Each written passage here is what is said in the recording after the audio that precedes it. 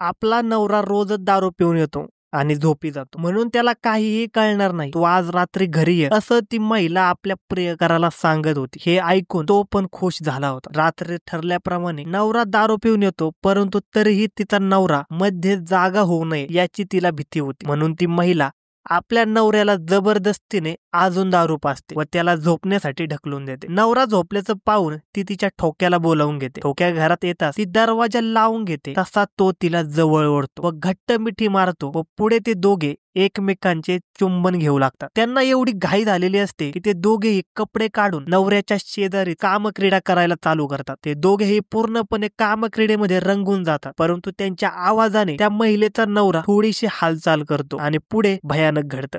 नेमकं काय घडतं हे जाणून घेण्यासाठी व्हिडिओ शेवटपर्यंत नक्की बघा व युट्यूब चॅनलवर नवीन असाल तर आत्ताच्या आत्ता सबस्क्राईब करा. नांदेड जिल्ह्यातील किनवट तालुक्यामध्ये मथुरा नगर असं एक ठिकाण आहे. या मथुरा नगर मध्ये विनोद किसन भगत हा 51 वर्षाचा व्यक्ती आपल्या पत्नी सोबत राहतो. विनोद किसन भगत याच्या पत्नीचं नाव आहे प्रियंका. प्रियंका आणि विनोद या दोघांचे लग्न जवळपास 25 वर्षा अगोदर झाले होते. दोघे जण मूळचे किनवट तालुक्यामधील असलेल्या सिंदगी या गावचे राहणारे होते. कामाच्या निमित्ताने विनोद भगत आपल्या बायकोला घेऊन किनवटला येऊन राहू लागला. किनवटला तो मिस्त्रीचे काम करायचा, त्याला चांगला पैसा भेटत होता. हा पैसा त्याने खूप कष्टाने जमा केला होता. विनोद आणि प्रियंका या दोघांना एक मुलगा आणि एक मुलगी आहे. यांचा संसार अगदी सुरळीतपणे चालू होता. यांनी दोघांनी काम केलं आणि काम करून यांनी खूप पैसा जमवला होता. त्यांनी त्या ठिकाणी एक घर देखील बांधलं होतं. पण काही वर्षानंतर त्यांना काही कारणामुळे ते घर विकायचं होतं आणि घर विकण्यासाठी विनोद आणि त्याची पत्नी प्रियंका हे दोघे जण देखील आपापलं ग्राहक शोधू लागले होते. पण दोघांनाही कोणी देखील भेटत नव्हतं. पण घर विकण्याच्या निमित्ताने प्रियंकाची ओळख झाली एका व्यक्तीसोबत. त्या व्यक्तीचं नाव होतं रफिक शेख. रफिक शेख हा किनवट मध्येच ब्रोकरेजचं काम करतो. तो प्लॉट विकणे खरेदी करणे, गाड्या विकणे खरेदी करणे आणि घर विकणे खरेदी करणे अशा प्रकारचे दलालीचे काम करायचं. आणि त्याच्या प्रेमामध्ये पडली ती म्हणजे प्रियंका. प्रियंका त्याच्या प्रेमामध्ये यासाठी पडते, प्रियंकाचा नवऱ्याला दारू पिण्याचा नाद होता आणि तो तिच्याकडे नीट ध्यान देखील देत नव्हता. यामुळे प्रियंका ही शेख रफिकच्या जवळ जाते आणि शेख रफिक सांगते की तू आमचं घर विकून दे चांगल्या किमतीमध्ये. आणि शेख रफिक पण त्याच्या घराला 30 लाख रुपयाचं ग्राहक आणून देतो. प्रियंकाचं घर हे 30 लाख रुपयामध्ये विकलं गेलं होतं. पण प्रियंकाच्या नवऱ्याच्या नावावर हे घर होतं आणि त्याच्याकडेच हा पैसा देखील जाणार होता.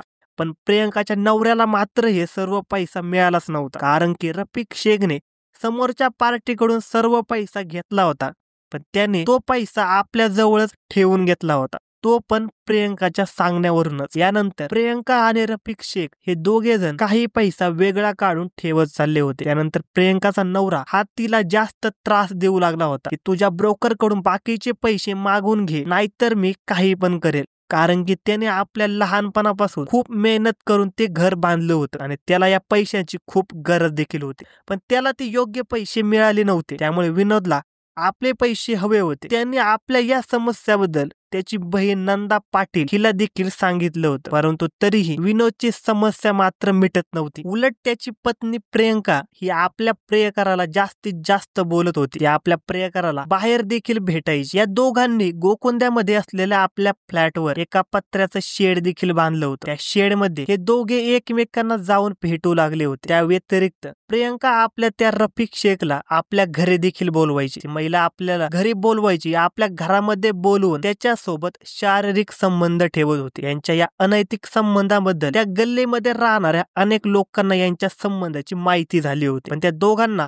लोकांचं काहीही देणं घेणं नव्हतं. त्या दोघांना फक्त आपली गरज आणि वासना दिसत होती. पण आता प्रियंकाच्या नवऱ्याला सर्व काही समजलं होतं की तिचे अनैतिक संबंध त्या ब्रोकर सोबत आहेत आणि त्या ब्रोकरच्या मागे लागून तिने काही ना काहीतरी पैशाची फसगत केली आहे किंवा तिने पैसे कमी घेतले आहेत. अशामध्ये प्रियंकाचा नवरा हा तिला खूप जास्त त्रास देऊ लागला होता आणि प्रियंकाला आता हा सर्व त्रास असहनीय झाला होता.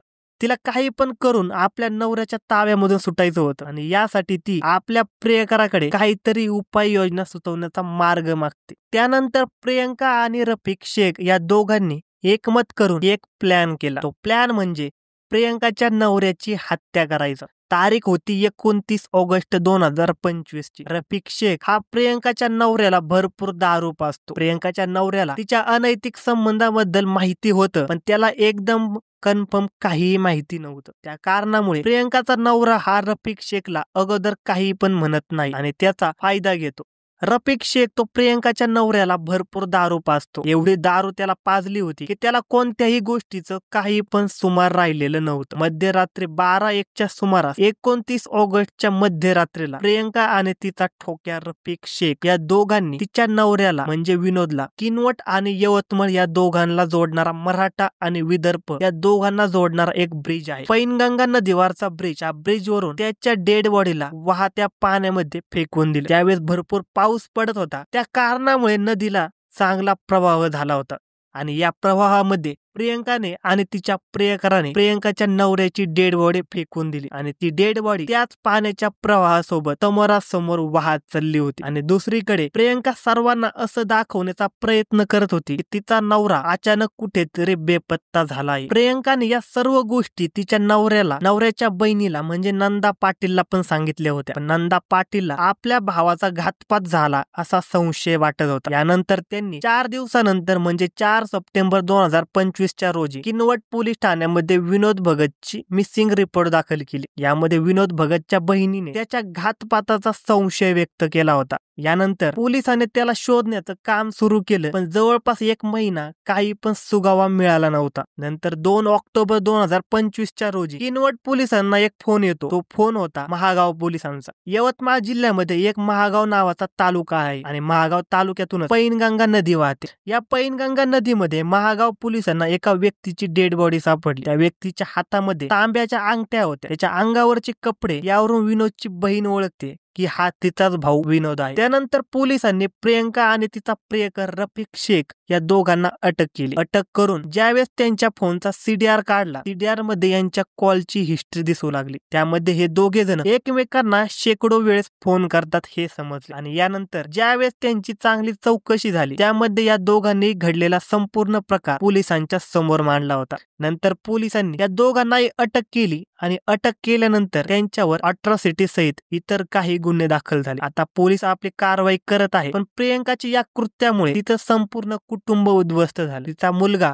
आणि तिची मुलगी दोघेही अनाथ झाले होते आणि प्रियंका आपलं बाकीचं सर्व आयुष्य हे जेलमध्ये काढलं. बाकी ही घटना सांगणे म्हणजे कुणाला बदनाम करणे किंवा कुणाला परेशान करणे नाही किंवा कुणाला त्रास देणे नाही, तर तुम्हाला सावधान करणे आणि सतर्क करणे आहे. एक चांगला चालू असलेला संसार एका अनैतिक संबंधामुळे कशा प्रकारे उद्ध्वस्त होऊ शकतो हे आपल्याला समजलं पाहिजे. बाकी तुम्हाला या सर्व घटनेबद्दल काय वाटते ते आम्हाला कमेंट सेक्शन मध्ये नक्की कळवा. हा व्हिडिओ आवडला असेल तर लाईक करा, चॅनलला सबस्क्राईब करा.